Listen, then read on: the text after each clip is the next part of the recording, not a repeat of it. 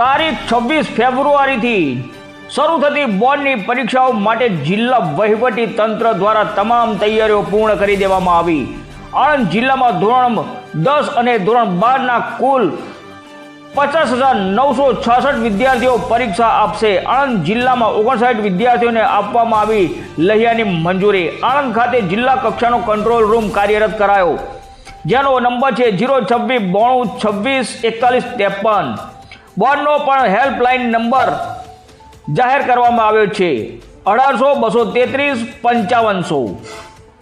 સાથે દરેક block building અને ક્લાસરૂમ ખાતે સીસીટીવી કેમેરા કાર્યરત કરાયા। વિદ્યાર્થીઓ શાંતિપૂર્ણ વાતાવરણમાં પરીક્ષા આપે તે માટે જિલ્લા વહીવટી તંત્ર દ્વારા સુચારુ આયોજન કરવામાં આવ્યું હતું।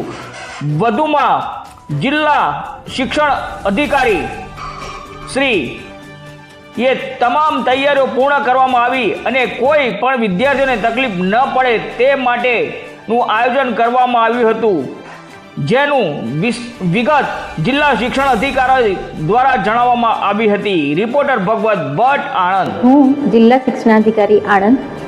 જ્યારે ગુજરાત માધ્યમિક અને ઉચ્ચતર માધ્યમિક શિક્ષણ બોર્ડ તારીખ 26મીથી બોર્ડની એક્ઝામ લેવા જઈ રહ્યું છે, ત્યારે આણંદ જિલ્લામાં કુલ 50,966 વિદ્યાર્થીઓ પરીક્ષા આપવાના છે, જેમાં 66 કેન્દ્રો, 178 બિલ્ડિંગ અને 1834 બ્લોકમાં તમામ વ્યવસ્થા સુચારુપૂર્ણ રીતે કરવામાં આવેલ છે।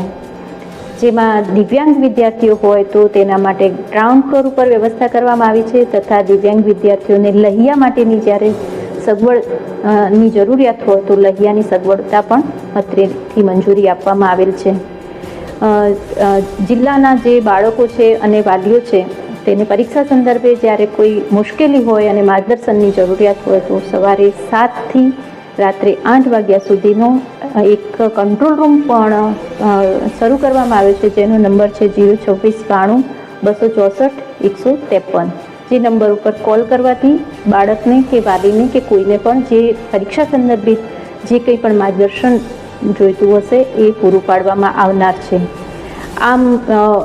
આ ઉપરાંત તમામ કેન્દ્રો પર વીજળી પાણીની સુવિધા કરવામાં આવેલી છે, તથા તમામ કેન્દ્રો સીસીટીવી કેમેરાથી સુસજ્જ છે।